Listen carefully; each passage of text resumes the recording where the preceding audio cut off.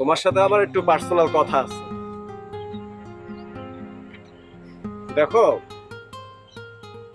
আমি অনেকদিন ধরে চিন্তা করছি যে তোমার একটা কথা বলবো, কিন্তু মনে করো যে সাহসের অভাবে বলতেও পারতেছি না, আবার না বইলা থাকতেও পারতেছি না। ঠিক আছে, তোমারে যেদিন আমি প্রথম দেখছি, মানে আমার কাছে মনে হয়েছে যে আমি এত ভালো কিছু দেখি নাই। আমি যে নিজের অজান্তে প্রথম দেখাতেই তোমার এমন ভাবেই ভালোবাসা ফালাইছি যে এর চাইতে আর বেশি ভালোবাসা যায়। আরে তোমার পছন্দ অপছন্দের কথা তো তুমি আমার মুখ ফুটা বলতেই পারো, ইয়েস নো কিছু একটা বলো। হ্যাঁ, আরে জীবনে প্রথম দেখলাম যে ভালোবাসার কথা শুনে কেউ বোবা হইয়া যায়। কি বলো তুমি? একটু ভালো করে বলো না, মুখ দিয়ে বলো না। কি কও তুমি, এটা সত্যি নাকি? আরে না না, তুমি আমার সাথে ফাইজলামি করতেছো। হ্যাঁ, কি কি একটু বলো, মুখ দিয়ে বলো। আরে যাবা তো, কথাটা বলে যাও। আরে ও কি সত্যি কথা বলতে পারে না, নাকি আমারে বোকা বানায় গেল?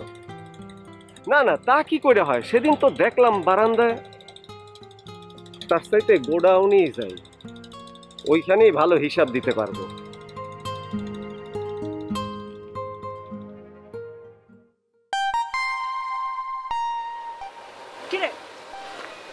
সেই কখন থেকে তোর জন্য অপেক্ষা করছি, এতক্ষণে তোর আসার সময় হলো? আরে আর বলিস না, রাস্তায় কতগুলো পোলাপান হচ্ছে আমাকে ধরছে, এর জন্য দেরি হয়ে গেছে। আর রাস্তায় দাঁড়িয়ে প্রেম নিবেদন করো নাই তো? তাই করেছে, কিন্তু এসব এখন খুব সাধারণ। তো তুই কি করলি? গেস। আমি বোবার অভিনয় করে আসছি।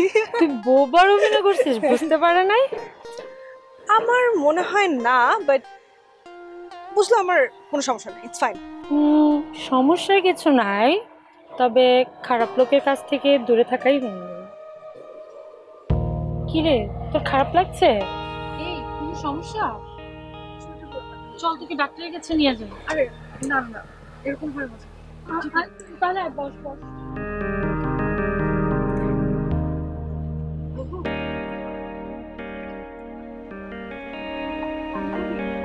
কি, চল তোকে ডাক্তারের কাছে নিয়ে যাই। না না না, থাক, চল বাসায় যাই। এরকম ব্যথা হয় মাঝে মধ্যে, আবার ঠিক হয়ে আমার যাবে। ভয় লাগছে। আরে চল, তুই তুই না সব বাবা, সময় এরকম করিস। চল, আমি একটু বসি, আমি ঠিক হয়ে যাবো। আন্টিকে ফোন দিব? না, ইটস ফাইন। ওকে চল, চল বাসায়। না না না, একটু পরে যাই, আমি একটু বসি, ঠিক হয়ে যাবো।